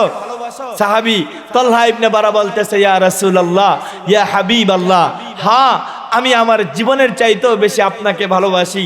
নবীজি ডাক দিয়ে বললেন, হে তলহা, তুমি যদি আমাকে ভালোবাসো, আমি যা বলবো তাই করতে পারবে? এবার ওই ছোট্ট সাহাবী বলে, রাসূল আপনি বলে দেখেন না, আপনি যা বলবেন তাই করতে প্রস্তুত। আল্লাহর নবী সরকারে দু আলম নবী তলহা ইবনে বারাকে ডাক দিয়ে বললেন, তলহা যাও, একটা তরবারি নিয়ে তুমি তোমার বাবার কল্লাটা আলাদা করে নিয়ে আসো। আল্লাহর নবীর ওই ছোট্ট আশেক তরবারি নিয়ে বাবার মাথা আনার জন্য দৌড় দিছে। আল্লাহর নবী সরকারে দু আলম নবী পিছনে পিছনে আরেকজন সাহাবী পাঠায়া দিছেন, সাহাবী যাও যাও যাও, আমার তলহা যখনই বাবার দ্বারে একেবারে কাছে চলে যাবে, ধরে আমার কাছে নিয়ে আসবা, কারণ আমার নবী এমন নবী যে বাবার মাথা কাটতে বলবেন। আরো জোরে বলেন, এমন নবী। যখনই বাবার একেবারে নিকটে গেছে তলহা ইবনে বারা, এমন সময় ওই ছোট্ট সাহাবীকে ধরে ওই পিছনের সাহাবী রসুলের কাছে এসে ডাক দিয়ে বলতেছে, ইয়া রাসূলুল্লাহ, ইয়া হাবিবাল্লাহ, হ্যাঁ আসলেই আপনার এই ছোট্ট আশেক আপনাকে অনেক বেশি ভালোবাসে। সে তার বাবার কল্লা কাটার জন্য একেবারে বাবার কাছে চলে গেছে, যখন আমি ধরে নিয়ে আসছি। আল্লাহর নবী সরকারে দু আলম নবী, আমরা আর কতটুকুই বা রসুলকে ভালোবাসি? রসুল তো 1000 গুণ বেশি আমাদেরকে ভালোবাসেন। নবী যখন দেখলেন তার এই ছোট্ট আশেক তাকে ভালোবাসে, মহব্বত করে, তখন নবীজি ডাক দিয়ে বললেন, তলহা রে শোনো, আমি নবীও তোমাকে ভালোবাসি। আসতে বললেন, আমি নবীও তোমাকে ভালোবাসি। আল্লাহু আকবার। কিছুদিন যাওয়ার পরে আল্লাহর নবীর এই ছোট্ট আশেক তলহা ইবনে বারা অসুস্থ হয়ে বিছনায় পড়ে গেলেন। আল্লাহর নবী যখনই এই সংবাদ পাইলেন তার এই ছোট্ট আশেক অসুস্থ হয়ে বিছনায় পড়ে গেছে, বিছনায় সে অসুস্থ অবস্থায় পড়ে আছে, আল্লাহর নবী শীতের রাত, ঘন কুয়াশা, অন্ধকার, ওই অন্ধকার রাতেই ওই তলহা ইবনে বারার বাড়িতে চলে গেলেন। তলহা ইবনে বারাকে কুলে নিয়ে নবী আমার একটা চুমু খাইলেন মাথার মধ্যে। আবার তলহা ইবনে বারাকে ডাক দিয়ে বললেন, তলহা রে, আল্লাহর উপর ধৈর্য ধারণ করো, আল্লাহ তোমাকে উত্তম কিছু দান করবে। এই কথা বলে রাসূলুল্লাহ যখনই তলহা ইবনে বারার বাড়ি থেকে চলে গেলেন, তলহা ইবনে বারা ডাক দিয়ে বলতেছেন, ও আমার বাবা, ও আমার মা, রাসূলুল্লাহ যাওয়ার আগে দেখলাম আপনাদের কানে কানে কি যেন বলে গেছে, কি বলছে একটু বলেন না? কি বলছে রাসূলুল্লাহ একটু বলেন না? রসুল বাড়ি থেকে বের হওয়ার আগে কি যেন আপনাদের কানে কানে বলে গেছে, একটু বলেন না রাসূলুল্লাহ কি বলছে? আল্লাহু আকবার, আল্লাহু আকবার। তলহা ইবনে বারার বাবা মা বলতে চায় না, বারবার যখন জোরাজুরি করতেছে, এবার বলতে আরম্ভ করলো, তলহা রে, রাসূলুল্লাহ সাল্লাল্লাহু আলাইহি ওয়াসাল্লাম যখন বাড়ি থেকে তোমাকে দেখার পরে চলে যাওয়ার আগে আমাদের কানে কানে একটা কথা বলে গেছেন, সেটা হলো তুমি হয়তো আর বেশি দিন দুনিয়াতে থাকবে না, তোমার মৃত্যু একেবারেই নিকটে চলে আসছে। আল্লাহর নবীর ওই ছোট্ট আশেক দুইটা চোখের পানি ছেড়ে হাউমাউ করে কান্না করে দিল। আল্লাহর নবীর ওই ছোট্ট আশেক হাউমাউ করে কান্নাকাটি করতে আরম্ভ করলো। এবার বাবা মা ডাক দিয়ে বলে, তলহা, রাসূলুল্লাহ যাওয়ার আগে তোমাকে সান্ত্বনার বাণী শোনায়া গেছে, তুমি তো রসুলকে ভালোবাসতে, তুমি তো রসুলকে মহব্বত করতে, রাসূলুল্লাহ যাওয়ার আগে তোমাকে একটা সান্ত্বনার বাণী শোনায়া গেছে। তলহা ডাক দিয়ে কই, বাবা, ও আমার প্রিয় বাবা, ও আমার প্রিয় মা, কি সান্ত্বনার বাণী শোনায়া গেছে? এবার রসুলের ওই সান্ত্বনার বাণী তলহা ইবনে বারাকে শোনায় তার বাবা মা। ডাক দিয়ে কয়, তলহা রে, রসুল বলছে তোমার ইন্তেকালের পর স্বয়ং রসুল নিজে এসে নিজের বরকতময় হাতে তোমাকে গোসল করাবে। শুধু তাই না, রসুল নিজে তোমার জানাজার ইমামতি করবে। শুধু তাই না, রসুল নিজে তোমাকে বরকতি হাতে কবরস্থ করবে। তলহা ইবনে বারা এই কথা শোনা মাত্রই ডাক দিয়ে বলল, ও আমার প্রাণের মা, ও আমার প্রাণের বাবা, রাসূলুল্লাহকে আমার মৃত্যুর সংবাদ দিবেন না, রসুল যেন আমার বাড়িতে না আসে, রসুল যেন আমার বাড়িতে না আসে। বাবা মা অবাক হয়ে গেল, আরে ছোট্ট এই আশেক রসুলের, সে বলে কি, ছোট্ট মানুষ, সে বলে কি, অবাক হয়ে গেল। ডাক দিয়ে বলতেছে, তলহা তোমার কি মাথা নষ্ট হয়ে গেছে? তোমার মাথা কি নষ্ট হয়ে গেছে? রসুল নিজে আসতে চাইছেন, রসুল নিজে বলছেন তাকে জানাইতে, রসুল নিজে আসবেন, তোমার জানাজা পড়াইবেন, তোমাকে গোসল করাইবেন, নিজের হাতে কবরস্থ করবেন, আর তুমি না করতেছো। তলহা ইবনে বারা ডাক দিয়ে বলে, ও আমার প্রাণের মা, ও আমার প্রাণের বাবা, কিসের জন্য আমি না করতেছি জানেন? কারণ আমার ভয় হয় রাসূলুল্লাহ যখন আমার মৃত্যুর সংবাদ শুনে আমার বাড়িতে আসতে যাইবেন, প্রতিমধ্যে এক ইহুদির বাড়ি পড়ে, আমার দিলে ভয় হয়, আমার দিলে ভয় হয়, না জানি ওই ইহুদি আমার রসুলের উপর আক্রমণ করে বসে কিনা। আমার দিলের মধ্যে ভয় হয়, ওই ইহুদি যদি আমার রসুলের উপর আক্রমণ করে, আমি তলহা মৃত্যুবরণ করেও আমার রূহটা শান্তি পাবে না। কারণ আমি আমার শরীরের আঘাত আমি বরদাস্ত করতে পারবো, আমি আমার শরীরের কষ্ট আমি বরদাস্ত করতে পারবো, কিন্তু আমার রসুলের গায়ে টুকা লাগবে, আমার রসুলের গায়ে আঘাত লাগবে, এটা আমি ছোট্ট মানুষ হইতে পারি, কিন্তু আমি তলহা এটা বরদাস্ত করতে পারবো। ও আমার ছোট্ট ভাইয়েরা, ও আমার ছোট্ট ছোট্ট নাবালেক মাসুম ভাইয়েরা, চিন্তা করে দেখো ওই ছোট্ট আশেক রসুলকে কেমন ভাবে মহব্বত করত, রসুলকে কেমন ভালোবাসতো। মৃত্যুর শয্যায়ও সে কত সুন্দর চমৎকার জবাব দিয়েছে। আল্লাহু আকবার। রসুলের এক ছোট্ট নৌজওয়ান, হাদিসের কিতাব লেখে 12 থেকে 13 বছর বয়স হবে, ছোট্ট এক নৌজওয়ান সাহাবী যার নাম হযরতে হাবিব ইবনে যায়েদ, হযরতে হাবিব ইবনে যায়েদ যার নাম আল্লাহ এবং রসুলের উপর ঈমান এনেছে, রাসূলুল্লাহ সাল্লাল্লাহু আলাইহি ওয়াসাল্লামকে ভালোবাসতো, রসুলের উপর ঈমান এনেছে। রাসূলুল্লাহর জীবনের শেষ সময় যখন চলতেছে, অন্তিম সময় যখন চলতেছে, রাসূলুল্লাহ দুনিয়া থেকে বিদায় নিবে, এর কয়েকদিন আগেই একজন মিথ্যা প্রতারক নবী দাবিদার যার নাম মুসাইলামা, যে রসুলকে শেষ নবী মানে না, রসুলকে শেষ নবী বলে না, সে যখন এই রসুলের ছোট্ট আশেক তার বাড়ির পাশ দিয়ে যাইতে চাইল, সঙ্গে সঙ্গে ধরে তার ঘরের মধ্যে নিয়ে গেল। ছোট্ট এই রসুলের আশেক যার নাম হাবিব ইবনে যায়েদ, তাকে ডাক দিয়ে বলে, কিরে শুনলাম তুই নাকি মুহাম্মদকে শেষ নবী বলিস। ওই ছোট্ট নৌজওয়ান যুবক, অল্প বয়সী বাচ্চা, সে বলতে আরম্ভ করলো, হ্যাঁ সত্যই শুনেছ, আমি মুহাম্মদকে শেষ নবী মানি, তোমাকে শেষ নবী মানি না। কারণ মুসাইলামা নিজেকে নবী দাবি করত, পড়েন না নাউজুবিল্লাহ। মুসাইলামা নিজেকে নবী দাবি করত, সে বলতো মুহাম্মদের পরে সেও নাকি নবী, রসুলকে শেষ নবী মানত না। বলেন, রসুলকে কেউ যদি শেষ নবী মনে না করে, না বলে, সে মুসলমান না কাফের? বেঈমান। তো এই হাবিব ইবনে যায়েদ বলল, তুই মৃত্যুক, তুই বন্ড প্রতারক, আন্না আশহাদু আল্লাহ ইলাহা ইল্লাল্লাহ ওয়া আশহাদু আন্না মুহাম্মাদান আবদুহু ওয়া রাসূলুহু, আমি এই কথার সাক্ষ্য দিচ্ছি মুহাম্মদ আল্লাহ পাকের শেষ নবী, তারপরে আর কোনো নবী আসবে না। এই কথা যখন এই মুসাইলামার সামনে বলল, সঙ্গে সঙ্গে ওই মুসাইলামা হযরতে হাবিব ইবনে যায়েদের ডান হাত কেটে ফেলল। ছোট্ট ওই সাহাবী হযরতে হাবিবের ডান হাত কেটে ফেলল। আবারও ডাক দিয়ে বলল, হাবিব, মুহাম্মদকে শেষ নবী না বইলা আমাকে বলবি নাকি তোর বাম হাতও কাটবো? এবার হাবিব ইবনে যায়েদ ছোট্ট ওই আশেক ডাক দিয়ে বলে, বাম হাত না, জীবন দিতে প্রস্তুত। এবার ওই মুসাইলামা তার বাম হাত কেটে ফেললো, ডান পা কেটে ফেললো, বাম পা কেটে ফেললো, টুকরো টুকরো করে হযরতে হাবিব ইবনে যায়েদের টুকরো গোশতের টুকরাগুলো বিভিন্ন জায়গায় ছড়ায় ছিটায় দিল।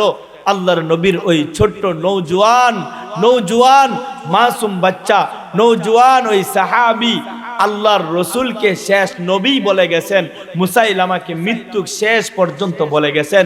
রসুলের ভালোবাসায় সে ঈমান ছাড়ে নাই, রসুলের মহাব্বতে সে ঈমান থেকে পিছনে হটে নাই। আল্লাহু আকবার, আল্লাহু আকবার। যদিও যুবক সংখ্যা এখানে কম, যুবকরাও রসুলকে মহাব্বত করত। যদিও যুবক ভাইয়েরা আজকে টিভির দোকানে বসা গিয়া দেখবেন এইখানের থেকে বেশি মানুষ মেলার মধ্যে আছে না? আজকে যদি কইতাম যে যারা ওয়াজে আইব 500 করে টাকা, একজনও মিস করত না। বিরানির সময় আইব, একজনও বিরানি দিবেন না। বিরানির সময় আইব, বিরানির সময় কি মুখে আইব? তাদের লজ্জা কোথায় যে ওয়াজ শুনবে না, বিরানি খাইতে আইবে? লজ্জাহীন যারা তারা আসবে। মনে করেন বুঝেন না এই কথা? যাদের লজ্জা নাই তারা ওয়াজ শুনবে না, আবার কিসের তাদের জন্য বিরানি? যে রোজা রাখে না রমজানে তার জন্য ঈদ আছে। আর জোরে বলেন, যার রোজা নাই তার ঈদ আছে। আল্লাহ রসুল বলছেন তোমরা বলবা ঈদের মাসে ঘোষণা দিবা যে রমজানে রোজা রাখে নাই সে যেন ঈদগাহে না আসে, সেই জন্য ঈদগাহে না আসে। তো যে ওয়াজই শুনবে না সে আবার বিরিয়ানি খাইবে, এটা জায়েজ হইব কোন সূরাতে আমি জানি না। সেই সময় 2 ফুটলা কোন সূরাতে জায়েজ হইব এটা আমার বুঝে ধরে না।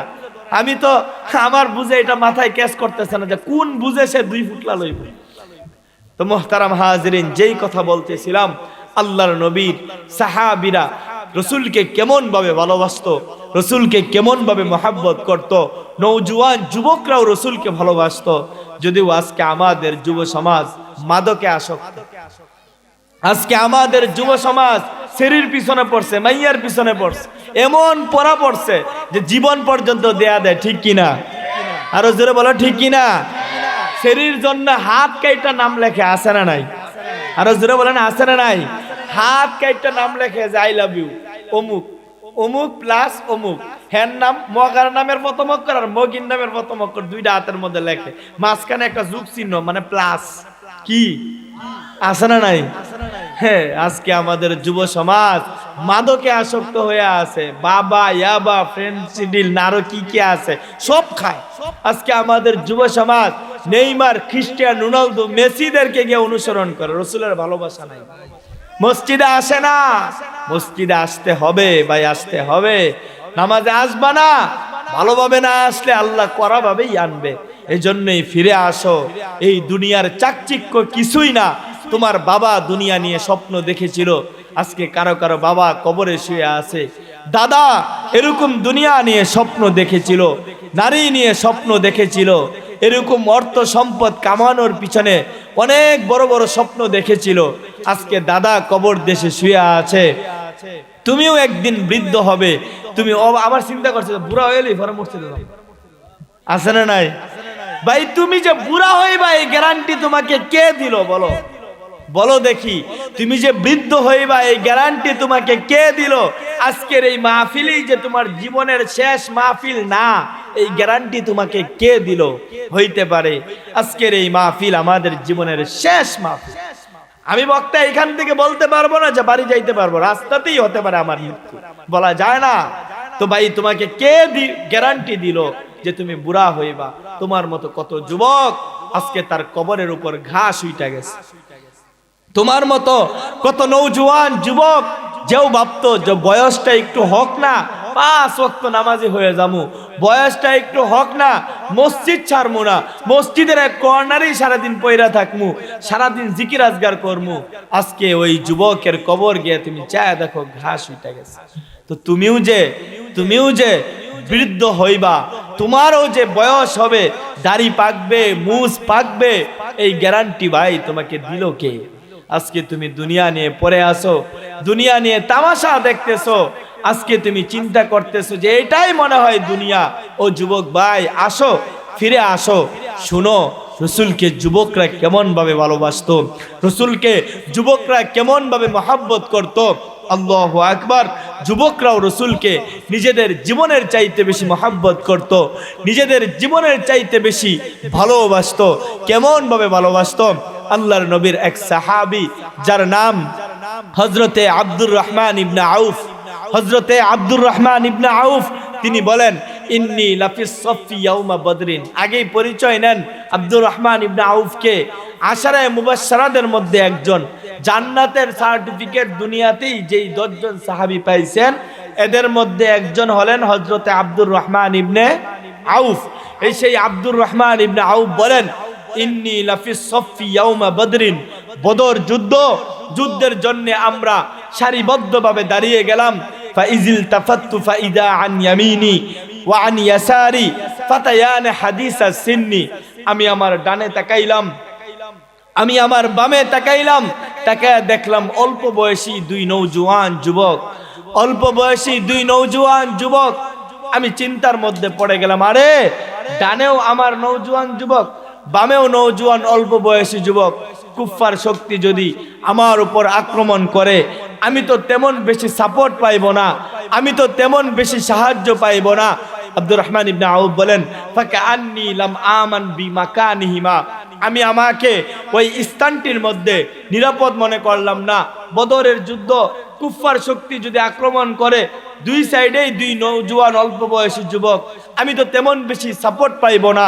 তিনি বলেন, ফাকাআন্নী লাম আমান বিমাকানিহিমা, আমি আমাকে ওই স্থানটির মধ্যে নিরাপদ মনে করলাম না। ভাবলাম ওই স্থানটি থেকে একটু সরে দাঁড়াইব, ভাবলাম যে ওই স্থানটি আমি ত্যাগ করব। এমন সময় ডান পাশ থেকে এক যুবক আমার কানে কানে ডাক দিয়ে বলে, ইয়া আম্মি, হে চাচা, আরিনি আবা জাহলিন, আপনি কি আবু জাহেল কি চিনেন? আমি ডাক দিয়ে বললাম, ফাকুলতু, আমি বললাম, ইয়া ইবনা আখি, হে বাতিজা, মা তাসনা বিহি, আবু জাহেলকে দিয়া তুমি কি করবা? তুমি অল্প বয়সী মানুষ, তুমি অল্প বয়সী মানুষ। আবু জাহেল মক্কার সর্দার, কুরাইশদের সর্দার, এই বদর যুদ্ধের সর্দার, তুমি আবু জাহেলকে দিয়ে কি করবা? আল্লাহু আকবার, আল্লাহু আকবার। ওই নওজোয়ান যুবক যে উত্তর দিল, আল্লাহু আকবার, ওই নওজোয়ান যুবক উত্তর দিয়ে বলতেছে, আহাতুল্লাহ, আমি আমার মালিকের সঙ্গে একটি অঙ্গীকার করে এই বদরের প্রান্তরে এসেছি। ঘরে থেকেই আমি আমার মালিকের সঙ্গে একটি ওয়াদা করে এসেছি, ইন রাআইতুহু আন আকতুলাহু আও আমুতা দুনাহু, আমি আমার মালিকের সঙ্গে অঙ্গীকার করেছি যে আবু জাহেলকে দেখার পরে হয়তো আবু জাহেলকে শেষ করে ফেলবো, না হয় আমি নিজে শেষ হয়ে যাব। আব্দুর রহমান ইবনে আউফ বলেন, ফুলাফাইনের কথা আমি এতটা গুরুত্ব দিলাম না, আমি এতটা কর্ণপাত করলাম না। আমি ওই নওজোয়ান যুবককে ডাক দিয়ে বললাম, বাতিজারে, এই আবু জাহেলের ব্যাপারে এত খেপলা কারণ কি? এই আবু জাহেলের ব্যাপারে এত খেপলা, এর পিছনে কারণ কি? এই আবু জাহেল কি তোমার মাকে মারছে, নাকি তোমার বাবাকে মারছে, নাকি তোমাদের পরিবারের কাউকে মারছে, নাকি তোমাদের বংশের কাউকে মারছে? এবার ওই নওজোয়ান যুবক উত্তর দেয়, না, আবু জাহেল আমার বাবাকে মারে নাই, আবু জাহেল আমার মাকেও মারে নাই, আবু জাহেল আমাদের বংশের কাউকে কোনো ক্ষতি করে নাই, আমাদের পরিবারেরও কাউকে কোনো ক্ষতি করে নাই। তবে আমি শুনছি এই আবু জাহেল আমার রসুলকে অনেক বেশি কষ্ট দিত, এই আবু জাহেল আমার রসুলকে অনেক বেশি কষ্ট দিত। আমার নবী সরকারে দো আলম নবী নামাজে দাঁড়াইলে এই আবু জাহেল আমার নবীর শরীরের উপর উটের নাড়ি বুড়ি দিয়ে ফেলতো।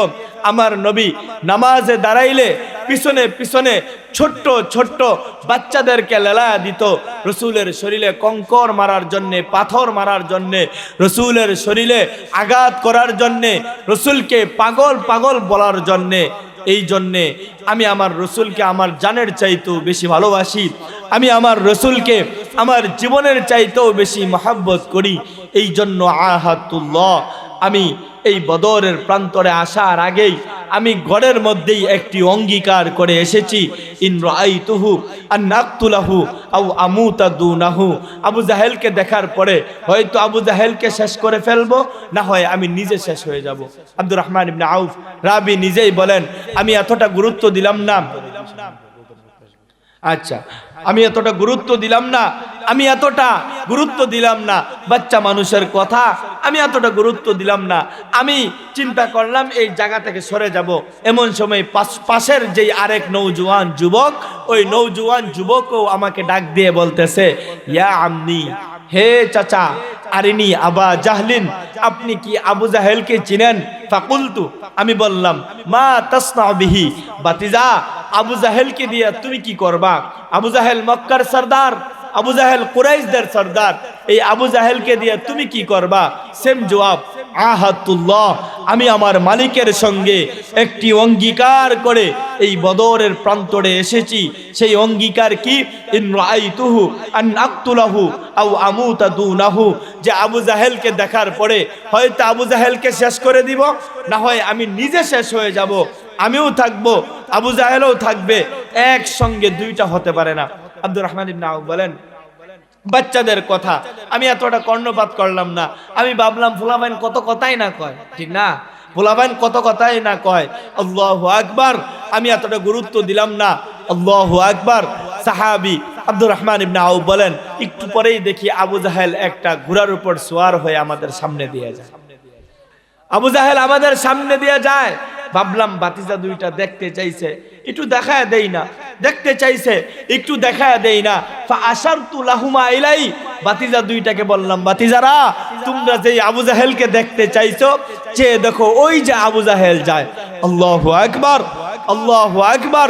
রাবি নিজেই, আব্দুর রহমান ইবনে আউফ তিনি নিজেই রাবি, তিনি বলেন, যখনই আমি ইশারা করলাম সঙ্গে সঙ্গে ওই দুই নওজোয়ান যুবক একটা দৌড় দিল। কেমন দৌড় দিল?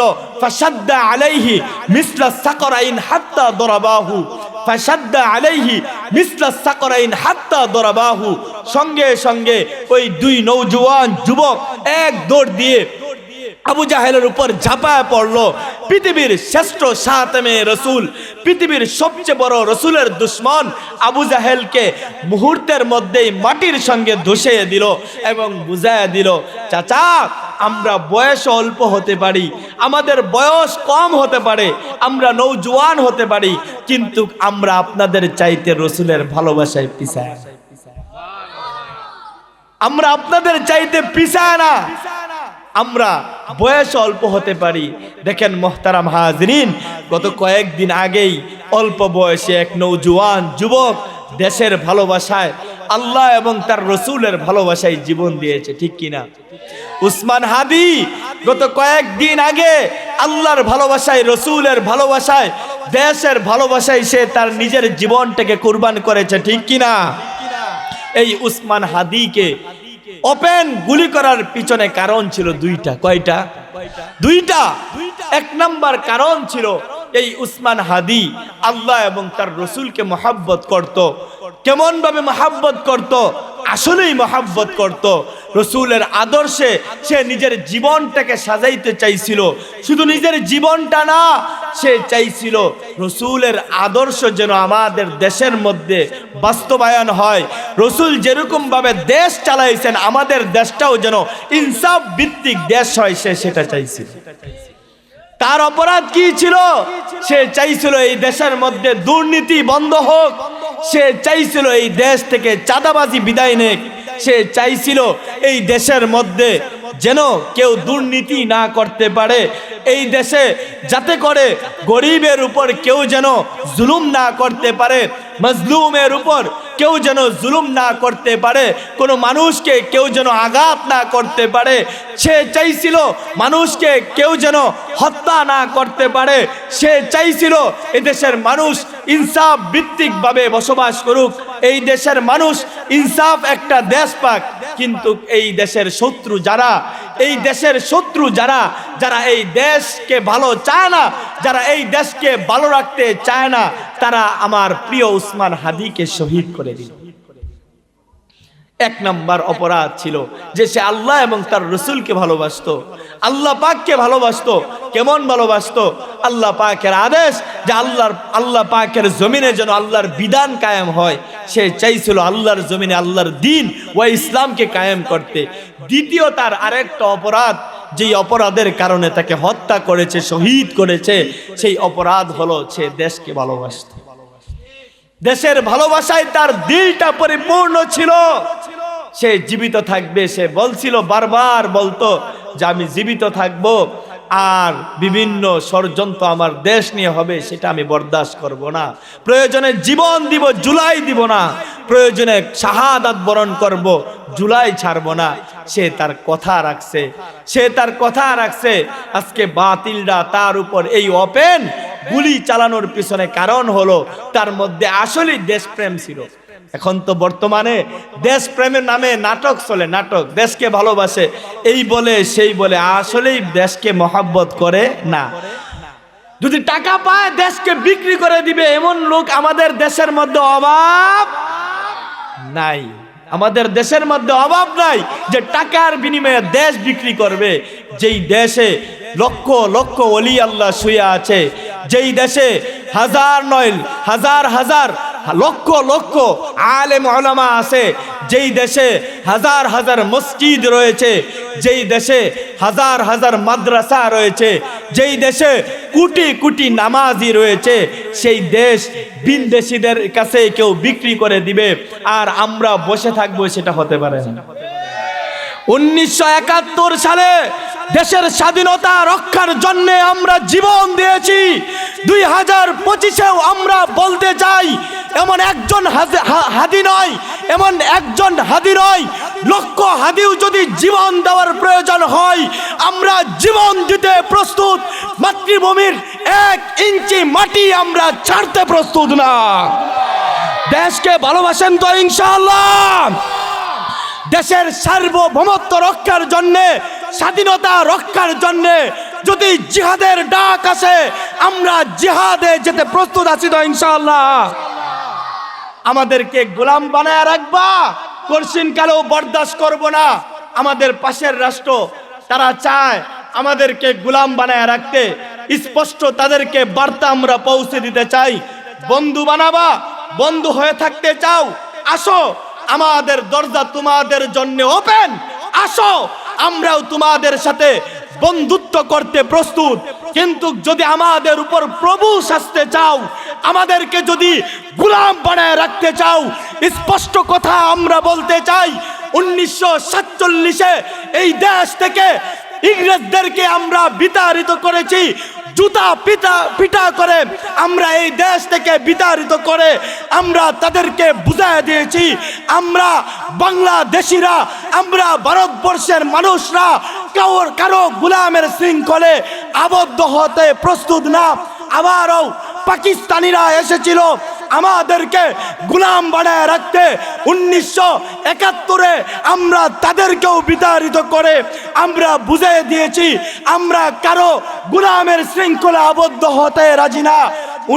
2025-এ আমরা আবারও শোনা দিতে চাই, আমাদেরকে কেউ যদি আবারও গোলামের জিঞ্জির পরাইতে চাও, আমাদেরকে কেউ যদি আবারও গোলাম বানাইতে চাও, স্পষ্ট কথা, তারা তো পালায় যাইতে পারছে, তোমরা পালাইতেও পারবা না।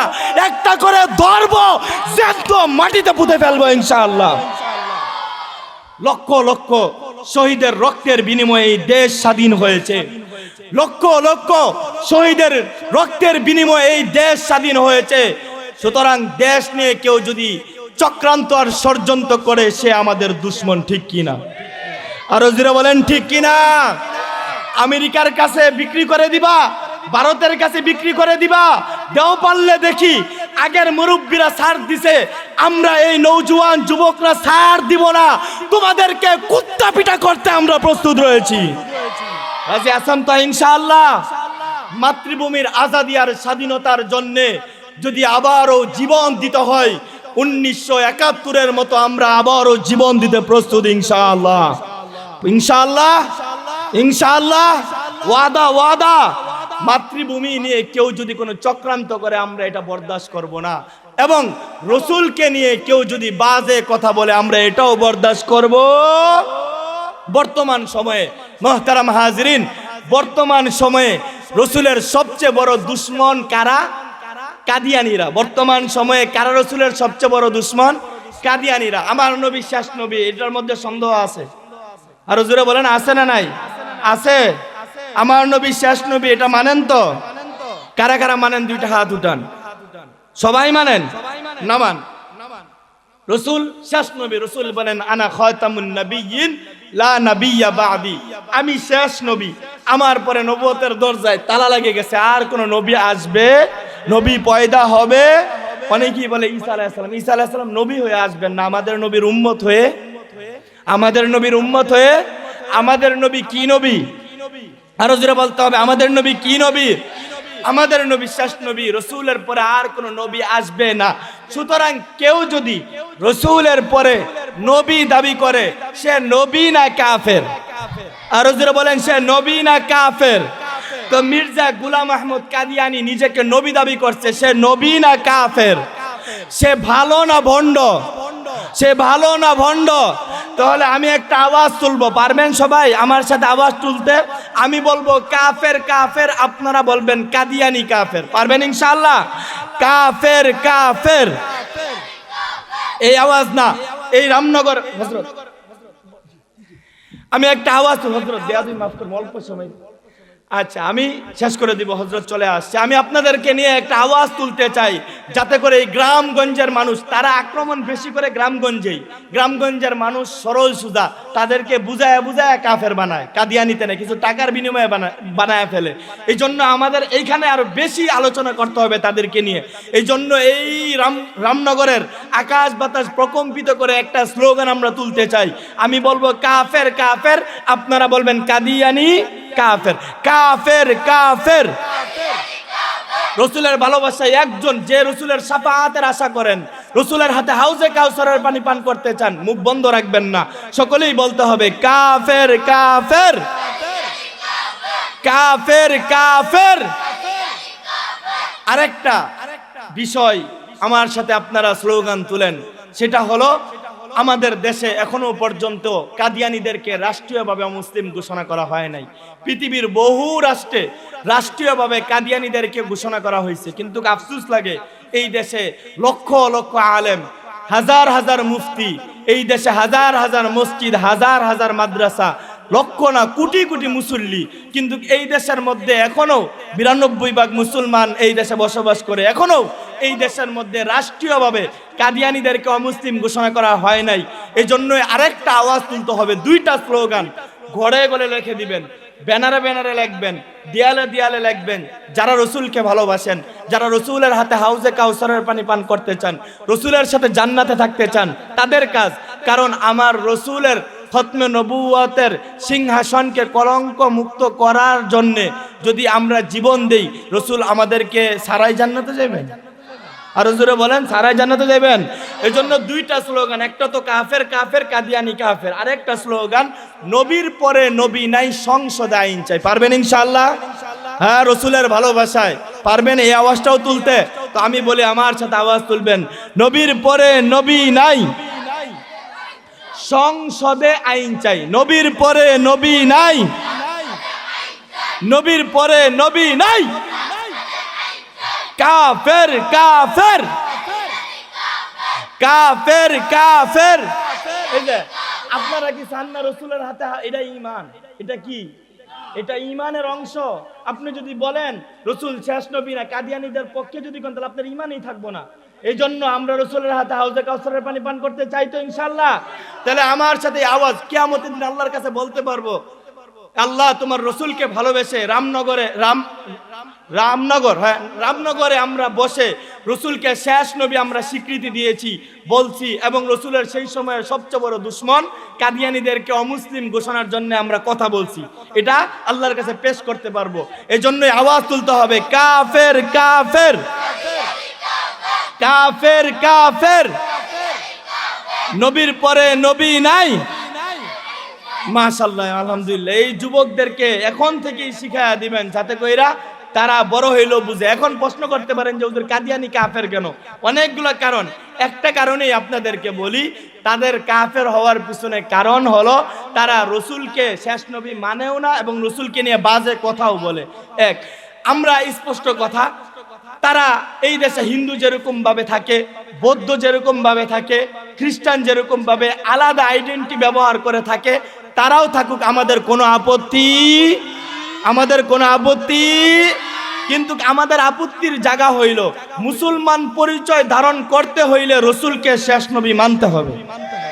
মুসলমান বলতে হইলে রসুলকে শেষ নবী মানতে হবে।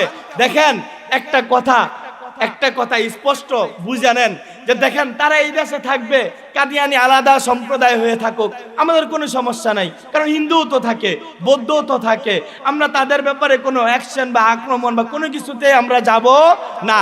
কিন্তু আমাদের একটা সহজ জিনিস বুঝবেন, এটা কি? পানিটার নাম মাম পানি। কি পানি? মাম পানি। এখন একজন যদি এরকম সেম টু সেম একটা বোতল বানায়া, হ্যাঁ, একটা বোতল মনে করেন সেম বানায় কিন্তু নামটা অন্য দিয়া যদি ব্যবসা করে, সমস্যা আছে? মনে করেন মাম পানি, পানির ব্যবসায়ী করে, কিন্তু মাম পানি না দিয়া অন্য পানির নাম দিয়ে ব্যবসা করে, কোনো সমস্যা আছে? কিন্তু যদি সেম টু সেম এরকম একটা বোতল বানায়, এরকম একটা কালারে একটা কাগজ করে, মাম পানি নাম দেয়, তাহলে সমস্যা আছে না নাই? মাম পানির কোম্পানির মালিক যে, সে মামলা করবে কি করবে না? তো সুতরাং আমাদেরও স্পষ্ট কথা, তুমি যদি কাফের হও আমাদের কোনো সমস্যা নাই, তুমি যদি মুসলমান পরিচয় বহন করতেই হয়, এই রসুলকেই শেষ নবী বলতে হবে, রসুলকেই শেষ নবী মানতে হবে। মোহতারাম হাজিরিন, সর্বশেষ হুজুর চলে আসছেন, আর কথা বলবো না। যেই কথা আমি শুরুতেই বলতেছিলাম, রসুলের ভালোবাসায় দিলটা পরিপূর্ণ করতে হবে। রসুলের ভালোবাসা, রসুলকে মহাব্বত করা, এটা হলো ঈমান। রসুলকে মহাব্বত কিভাবে করবেন? এমনি তো দিলের মধ্যে রসুলের ভালোবাসা রাখবেনই, পাশাপাশি রসুলের মহাব্বত তখনই পূর্ণতা পাবে যখন রসুলের উপর অধিক পরিমাণে দুরূদ পাঠ করবেন। কি পাঠ করবেন? দুরূদ পাঠ করবেন। হযরত চলে আসছেন, লম্বা চূড়া আলোচনা দুরূদের ফজিলত। আমি আপনাদেরকে 5টা দুরূদের ফজিলত বইলেই শেষ করব। 1 নাম্বার, কেউ যদি রসুলের উপর দুরূদ পাঠ করে, মান সাল্লা আলাইয়া ওয়াহিদাতান সাল্লাল্লাহু আলাইহি আশারা, কেউ যদি একবার রসুলের উপর দুরূদ পাঠ করে, আল্লাহ পাক রব্বুল আলামিন তার উপর 10টা রহমত নাজিল করেন। 2 নাম্বার, কেউ যদি রসুলের উপর দুরূদ পাঠ করে, কিয়ামতের দিন রসুলের হাতে সর্বপ্রথম কে হাউজে কাউসারের পানি পান করবে? দুনিয়াতে যার দুরূদ যত বেশি হবে, সে তত আগে রসুলের হাতে হাউজে কাউসারের পানি পান করবে। রসুলের নিকটে সবচেয়ে কারা থাকবে? দুনিয়াতে যার দুরূদ যত বেশি হবে, সে কিয়ামতের দিন রসুলের তত নিকটে থাকবে, কাছে থাকবে। 2টা গেল। 3 নাম্বার, রসুলের উপর কোনো বান্দা যদি দুরূদ পাঠ করে, কোনো উম্মত যদি দুরূদ পাঠ করে, তার ফজিলত কি? আল্লাহ পাক রব্বুল আলামিন দুনিয়াতেও তাকে সম্মানিত করবেন, আখিরাতেও তাকে সম্মানিত করবেন। 4 নাম্বার, কেউ যদি রসুল রওজায়ে আতহারে জিন্দা না মরা, আমাদের নবী রওজায়ে আতহারে জিন্দা না মরা, ভয় পাইতেছেন? আমরা মরলে যেমন হাদিস থাকে না, রসুলও কেমন? রসুল রওজায়ে আতহারে জিন্দা না মরা? জিন্দা, জিন্দা। রসুল হায়াতুন নবী, রসুল জিন্দা নবী। আল আম্বিয়া ও আহয়াউন ফি কুবুরিহিম ইউসাল্লুন, প্রত্যেক নবী তার আপন আপন কবরে জিন্দা না মরা? জিন্দা। তো রসুল জিন্দা নবী।